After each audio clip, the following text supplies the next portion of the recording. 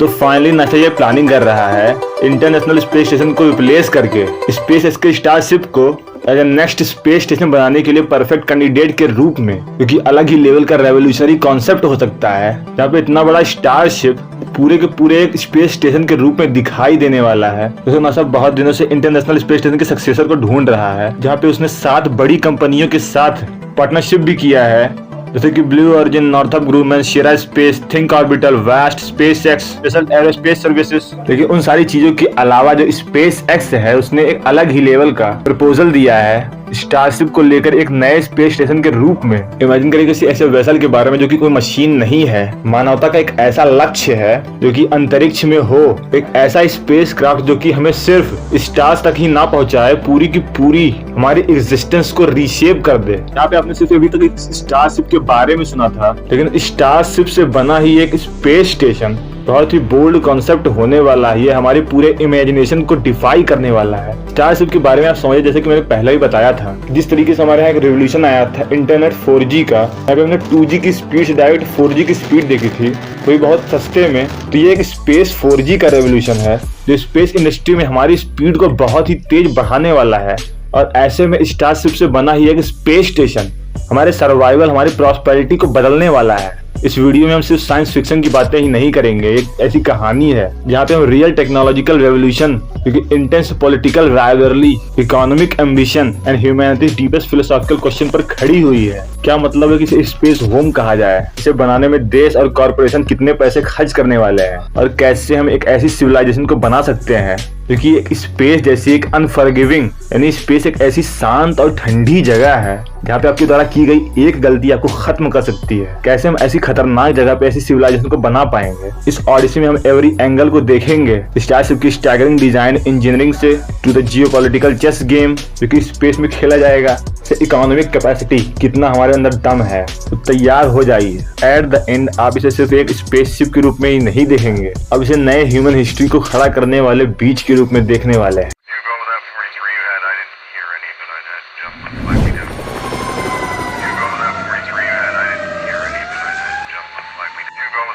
Starship space station concept, जिसे एक space x private aerospace company led by Elon Musk, उसके द्वारा एक कंसेप्ट नासा को दिया गया है। स्पेस एक्स, जैसा कि वो पता है कि लंबे समय से इनोवेशन के फोर फ्रंट पे खड़ी हुई है with its reusable rocket technology और बहुत सारे सक्सेसफुल मिशंस, जहाँ पे स्पेस एक्स ने रीसप्लाई आईएसएस तक किया है। लेकिन अब ये स्पेस एक्स तक ही नहीं रह गया है, अब ये गेम धीरे धीरे बहुत बड़ा होने वाला है। इस मिशन की फीजिबिलिटी को समझने के लिए आपको समझना पड़ेगा स्टारशिप के बारे में टेक्निकली, इस कंसेप्ट को लेकर हम क्या क्या जानते हैं। स्टारशिप एक 100+ टन पेलोड कैपेसिटी वाला, फुल्ली रीयूजेबिलिटी वाला एक रॉकेट है जो कि एक अलग तरीके से स्पेस स्टेशन बनाने के लिए क्वालिफाइड होने वाला है। इंटरनेशनल स्पेस स्टेशन के उलट इसे दर्जनों लॉन्चेस की जरूरत होती है उसे असेंबल करने के लिए। उसे कंपेयर में स्टारशिप कुछ ही लॉन्चेस के थ्रू कंस्ट्रक्ट किया जा सकता है, जो कि ड्रास्टिकली कॉस्ट और टाइम को रिड्यूस कर रहा है। लेकिन यहाँ पे बहुत सारी समस्याएं भी साथ में आने वाली हैं, जिसे हमें पैरेलली देखना होगा और बिल्ड करना होगा। जैसे कि स्टेनलेस स्टील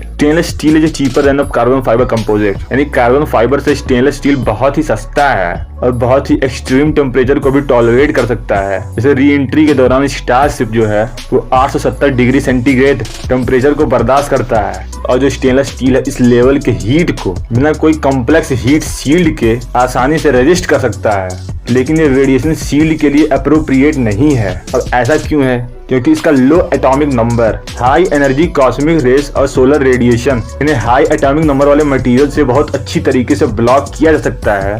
वहीं पे स्टेनलेस स्टील को मेनली आयरन, निकल, क्रोमियम के द्वारा मेनली कंपोस्ट किया जाता है, जिसका एटॉमिक नंबर रिलेटिवली बहुत ज्यादा लो होता है। और इतना ही जो इसका सबसे बड़ा प्रॉब्लम है वो ये है कि ये सेकेंडरी रेडिएशन प्रोडक्शन करता है। जब cosmic rays stainless steel type के मटेरियल को स्ट्राइक करती है, वो सेकेंडरी रेडिएशन प्रोड्यूस करते हैं, जैसे न्यूट्रॉन, जो कि स्पेस क्राफ्ट के अंदर रेडिएशन डोज बहुत ज्यादा बढ़ाने लगता है। So for that we need a hydrogen rich material. अगर हमें स्पेस स्टेशन वाकई में बनाना है तो सबसे बड़ा हर्डल यही है कि हमें एक परमानेंट ऑर्बिटल हैबिटेट बनाना पड़ेगा जो कॉस्मिक रेडिएशन से हमें बचाए। नंबर दूसरा है आर्टिफिशियल ग्रेविटी। अब ग्रेविटी को सिमुलेट करना स्पेस में कॉन्सेप्ट में फिल्मों में हमने बहुत ज्यादा देखा है, लेकिन अभी तक ये हमारे लिए इनफैंसी है, लेकिन लॉन्ग टर्म हैबिटेशन के लिए बहुत ही ज्यादा इसेंशियल है। सबसे बड़ा क्वेश्चन यही है कि क्या starship space station centrifugal force modules को अडॉप्ट कर सकता है ग्रेविटी को मिमिक करने के लिए। इन सबकी कॉस्ट क्या होने वाली है, मस्क ने पहले भी क्लेम किया स्टारशिप के हर एक लॉन्च के बारे में वो एज लिटिल एज $10 मिलियन तक जाने वाला है, लेकिन जो टोटल प्राइस टैग है एक मॉड्यूलर स्पेस स्टेशन के लिए वो एक स्पेकुलेटिव होगा। Estimates range from the tens of billions to hundreds of billion dollar depending on its size and complexity. यहाँ पे शुरुआती खर्चा बहुत ही ज्यादा होने वाला है, लेकिन उससे आने वाला लॉन्ग टर्म बेनिफिट इन सारी चीजों को आउटवेट कर देगा। तो ये बेसिक से शुरू करते हैं। स्टारशिप ही क्यों? देखिए, सबसे पहले जो ISS है वो एक मार्वल है, लेकिन ये लिमिटेड है इसके स्मॉल क्रू कैपेसिटी की वजह से, और इसमें जो लगा हुआ इंफ्रास्ट्रक्चर है वो एज कर चुका है। कंपेरिजन में स्टारशिप को देखिए, एक ऐसा रॉकेट है जो कि सिर्फ एक लॉन्च व्हीकल नहीं है, ये एक ऐसा फुली रीयूजेबल स्पेस क्राफ्ट है जो कि डीप स्पेस मिशन के लिए ही डिजाइन किया गया है। बहुत बड़े बड़े कार्गोस को डिलीवर करने वाला है। जहाँ पे आप दुनिया भर के रॉकेट को इकट्ठा कर लीजिए, कंपेयर कर लीजिए, तो आपको समझ में आएगा कि स्टारशिप की क्षमता क्या है, उसकी कैरिंग कैपेसिटी कितनी है। किसी भी तरह के रॉकेट कंपनी को आप ले लीजिए, इतनी फास्ट और इतना ज्यादा कैरिंग कैपेसिटी को नहीं ले सकती है। स्टारशिप के पास स्पीड भी है। चलिए इसके टेक्निकल डिटेल्स की डीप डाइव करते हैं। यहाँ पे स्टारशिप जो है वो सिर्फ एक स्टील मॉडल नहीं है जो कि स्पेस में ऑर्बिट कर रहा है, फ्लोट कर रहा है, तो बहुत से ऐसे कटिंग एज टेक्नोलॉजीज को भी इनकॉर्पोरेट किए हुआ होगा जो कि हमारे अंडरस्टैंडिंग की बाउंड्रीज को भी बढ़ाएगा कि क्या पॉसिबल है। For example modular design philosophy, यानी जो स्टारशिप स्पेस स्टेशन होगा वो मॉड्यूलर दिखाई देगा। इसका मतलब है कि ये मल्टीपल इंटरकनेक्टेड स्टारशिप के द्वारा कंस्ट्रक्टेड होगा, यानी पूरे स्पेस स्टेशन को बनाने के लिए स्टारशिप्स एक के बाद एक इंटरकनेक्टेड होंगे, मॉड्यूलर बेस होंगे। तो ये कैसा दिखाई देगा Starship as a core module. एक सिंगल स्टारशिप व्हीकल जो कि अपने इंजन से जुड़ा होगा वो एक कोर हैबिटेट मॉड्यूल की तरह एक्ट करने वाला है। इसके अंदर का इंटीरियर 1000 क्यूब मीटर होगा जो कि क्रू ड्रैगन कैप्सूल से मोर देन 10 टाइम्स ज्यादा होगा। जैसा कि मैंने बताया था कि ये मॉड्यूलर होगा तो बहुत सारे एडिशनल स्टारशिप इसी मॉड्यूल से जुड़े हुए होंगे ताकि वो भिन्न भिन्न प्रकार के स्पेशलाइज्ड फंक्शन को एक्ट कर सकें। जैसे कि एक लेबोरेटरीज के लिए यहाँ पे वो microgravity material science and biotechnology के ऊपर रिसर्च करेंगे। हैबिटेशन के लिए यानी इस मॉड्यूल में लोग जो है लंबे समय के लिए रहेंगे क्योंकि आर्टिफिशियल ग्रेविटी के साथ होगा।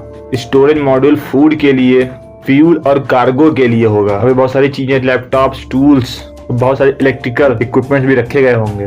पावर मॉड्यूल जिसमें बहुत सारे सोलर एरेज भी रखे गए होंगे एनर्जी जनरेशन के लिए। Interior layout and human centric design, जो स्पेस का बेसिक डिजाइन था उसका जो इथिक्स था वो एफिशिएंसी और स्केलेबिलिटी के ऊपर था।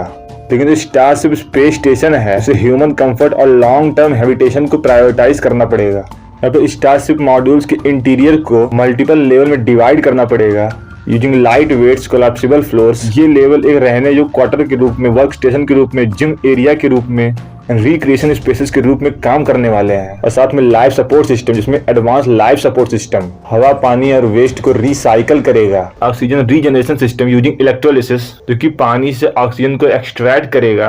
कार्बन डाई स्क्रबलर्स जो कि CO2 को कम करेगा ताकि ब्रीदेबल एयर को मेंटेन किया जा सके। वाटर रिसाइकलिंग सिस्टम जो कि वेस्ट वाटर और स्वेट को प्यूरिफाई करेगा। जैसे कि मैंने बताया था रेडिएशन शील्डिंग के बारे में, one of the biggest challenge for the space station is protecting the crew from the cosmic radiation and solar flares. यहाँ पर स्टारशिप मॉड्यूल को इस तरीके से रेडिएशन शील्ड को प्रोटेक्ट करना चाहिए। जैसे मैंने पहले बताया था कि मोर एटॉमिक नंबर बेस्ड मटेरियल को यूज किया जाना चाहिए। सेकंड, वाटर टैंक्स लाइनिंग जो कि एक्ट एज रेडिएशन शील्डिंग करेंगी। और स्टॉर्म शेल्टर फॉर इमरजेंसी क्योंकि हो सकता है कि कभी कभी जो सोलर एक्टिविटी है बहुत ही ज्यादा इंटेंस हो जाए, तो उसके लिए एक हमें इमरजेंसी रूम भी चाहिए। आपको थोड़ा थोड़ा समझ में आ रहा हो कि स्पेस में रेडिएशन का प्रॉब्लम सबसे बड़ी समस्याओं में से एक होने वाला है। तो आर्टिफिशियल ग्रेविटी की बात की जाए तो ISS के उलट जो कि माइक्रो ग्रेविटी में काम करता है, स्टारशिप को एक अलग ही मॉडल पे काम करना होगा क्योंकि अब कितना भी जुगाड़ लगाइए स्पेस में लॉन्ग टर्म मिशंस के लिए वहां पे लोग रुक ही नहीं पाएंगे। हमें एक लगातार रोटेटिंग मॉड्यूल्स की जरूरत पड़ने वाली है। ये कोई मजाक या साई-फाई नहीं है, एक लॉन्ग टर्म हेल्थ के लिए जरूरी है। कौन कौन सी प्रॉब्लम हो सकती है हेल्थ में, such as muscle atrophy and bone loss. अब मेरी रॉकेट वाली सीरीज में आके देखिएगा, आपको पता चलेगा। एक वीडियो में समझाया है कि स्पेस में क्यों माइक्रोग्रेविटी में कैसे बोन लॉस और मसल एट्रोफी हमारे साथ एक अलग ही लेवल का बिहेवियर करने वाले हैं। यानी लंबे समय में जो हमारे बोन्स हैं यानी हमारी हड्डियां हैं वो कमजोर पड़ जाएंगी। माइक्रोग्रेविटी हमारे शरीर का आकार धीरे धीरे बढ़ता जाएगा और अगर लगातार ख्याल नहीं रखा गया तो फट भी सकता है, अलग अलग हो सकता है। इसीलिए स्पेस में लोग बहुत ज्यादा टाइम स्पेस में एक्सरसाइज करने के लिए देते हैं और इसी वजह से हमें आर्टिफिशियल ग्रेविटी सेक्शन की जरूरत पड़ने वाली है। तो सबसे पहला तरीका है सेंट्रीफ्यूगल फोर्स डिजाइन। कुछ मॉड्यूल्स को सेंट्रल एक्सेस के चारों तरफ गोल गोल चक्कर काटना होगा आर्टिफिशियल ग्रेविटी प्रोड्यूस करने के लिए सेंट्रीफ्यूगल फोर्स के थ्रू। अगर स्टारशिप इस तरह के मॉडल्स को इंटीग्रेट करे तो कुछ लेवल की तो मॉडिफिकेशन कर ही सकता है, यानी लूनर और मार्शियन लेवल की ग्रेविटी तो प्रोड्यूस कर ही सकता है। हालांकि लूनर और मार्शियन लेवल की ग्रेविटी उतना ज्यादा बेनिफिशियल हमारे लिए नहीं है, लेकिन वो माइक्रो ग्रेविटी की तुलना में थोड़ा ठीक ही है। हाइब्रिड सिस्टम, कुछ तरह के एरिया फिर भी माइक्रो ग्रेविटी जोन में ही रहने वाले हैं, क्योंकि बहुत से माइक्रो ग्रेविटी एक्सपेरिमेंट भी वहीं पे करने होंगे। लेकिन जो अदर एरिया है वो आर्टिफिशियल ग्रेविटी जोन में आएंगे, जो कि स्लीपिंग और एक्सरसाइजिंग के रूप में काम आने वाले हैं। पावर जनरेशन, स्पेस में ऑपरेट करने के लिए हमें रोबस्ट पावर और टेम्परेचर कंट्रोल सिस्टम की जरूरत पड़ती है। अब इतने बड़े लेवल पे स्पेस स्टारलिंक टेक्नोलॉजी के बाद ये दूसरा मिशन होने वाला है, जहाँ पे इतने बड़े लेवल पे सोलर पैनल डिप्लॉय किए जाएंगे। ये पैनल मेगावाट ऑफ इलेक्ट्रिसिटी को जनरेट करेंगे, जिससे वो life support experiment propulsion system को पावर देने वाले हैं। और थर्मल कंट्रोल सिस्टम, स्टेशन के स्टेरियर पर रेडिएटर्स जो लगे होंगे वो बाहर से आने वाली एक्सेस हीट को डिसिपेट करेंगे, तो पूरे स्पेस स्टेशन पे ओवरऑल जो थर्मल हीट है उसे कंट्रोल किया जा सकेगा। चलिए डॉकिंग और एक्सपेंशन के बारे में बात करते हैं। यहाँ पे डॉकिंग एक क्रिटिकल एस्पेक्ट है और दूसरे स्पेस स्टेशन के लिए स्टारशिप इसमें एक नए टेक्नोलॉजी के साथ भी कंपैटिबल है। Universal docking system, universal docking parts equipped with NASA standard international docking system standard IDSS port. इस तरीके का जो स्पेस स्टेशन होने वाला है वो ऐसा होना चाहिए कि जो वेरियस तरह के स्पेस क्राफ्ट को एकोमोडेट कर सके। इसमें क्रू ड्रैगन, बोइंग का Starliner, international vehicle like Russian Soyuz और चाइनीज संजाओ, तो तरह तरह के जो व्हीकल्स है उसमें जाके डॉक हो सके, उसके लिए उसे IDSS को फॉलो करना होगा। साथ में रोबोटिक आर्म्स ऑफ बर्थिंग, जैसे कि क्रू ड्रैगन को देखते होंगे उसी तरीके से यहाँ पे बर्थिंग वाला सिस्टम भी होगा। यहाँ पे रोबोटिक आर्म ट्रेडिशनल मॉड्यूल्स को डॉक करने में मदद करेगा, जहाँ पे cargo delivery uncrewed space craft को डॉक किया जा सकेगा। साथ ही में AI इंटीग्रेशन। अब इमेजिन करिए एक AI को जो स्टेशन के ऑपरेशन को मैनेज कर रहा होगा, ऑटोमेटिकली ऑक्सीजन लेवल को ऑप्टिमाइज करेगा, वाटर को रिसाइकल करेगा और मेंटेनेंस नीड को भी प्रेडिक्ट करेगा। जहाँ पे जो क्रूज होंगे वो एक्सप्लोरेशन पे काम करेंगे और जो AI होगा वो बैकग्राउंड में सारा का सारा काम संभालेगा। हालांकि जैसा कि ये ह्यूमन इंस्टिंक्ट है कि ये धोखे वाली बात भी हो सकती है, यानी आप AI के सहारे बैठे रहें और सारा का सारा काम गड़बड़ हो जाए, ऐसा भी नहीं होना चाहिए। तो AI की भी देख रेख में कोई ना कोई इंसान लगातार लगा होना ही चाहिए। बट वहां पे भी आप देखोगे कि ह्यूमन नीड जो है वो बहुत सारे लोगों की तुलना में बहुत ही ज्यादा कम होगी। तो यहाँ पे AI इंटीग्रेशन एक बहुत ही महत्वपूर्ण टॉपिक है। लॉन्ग टर्म विजन के लिए यहाँ पे स्टारशिप का इनिशियल डिजाइन लो अर्थ ऑर्बिट पर फोकस कर रहा है। स्टारशिप से बना स्पेस स्टेशन एक अलग ही लोकेशन पर डिप्लॉयड होगा। स्टारशिप से बना स्टेशन लूनर मिशंस के लिए, फिर फ्यूचर मिशंस के लिए एक रिफ्यूलिंग डिपॉट की तरह काम कर सकता है, और साथ ही साथ मार्स मिशंस के लिए, फिर अदर मिशंस के लिए, क्रूड मिशंस के लिए एक ट्रांजिट स्टेशन की तरह काम कर सकता है। अगर कोई प्रॉब्लम जर्नी में हुई तो आज के कंपेरिजन में स्पेस स्टेशन से रिस्पांस थोड़ा फास्ट मिल सकता है। स्टारशिप से बना स्पेस स्टेशन एक ऐसा बोल्ड लीप, इसका डिजाइन सिर्फ लार्ज ISS बनाने का नहीं है, यह रीडिफाइन करने वाला है कि क्या क्या पॉसिबल है ऑर्बिट में। यहाँ पे cutting edge radiation shielding, artificial gravity और मॉड्यूलर कंस्ट्रक्शन हमें स्पेस टेक्नोलॉजी में एक अलग ही लेवल की क्षमता को प्रदान करेगा। हालांकि ये हमारे लिए बड़े चैलेंजेस की तरह भी काम करने वाले हैं, लेकिन अगर स्पेस एक्स इतने बड़े बड़े हर्डल्स को ओवरकम कर लेगा तो स्टारशिप एक ऐसे नए इरा में चला जाएगा जहाँ पे इंटरप्लैनेटरी एक्सप्लोरेशन होगी और जितने बड़े बड़े मिशन हमने सोच रखे हैं तो ताकि वो प्रैक्टिकली यूज किए जा सकते हैं। इन चीजों को सॉल्व करना हमारे लिए बेहद ही जरूरी है।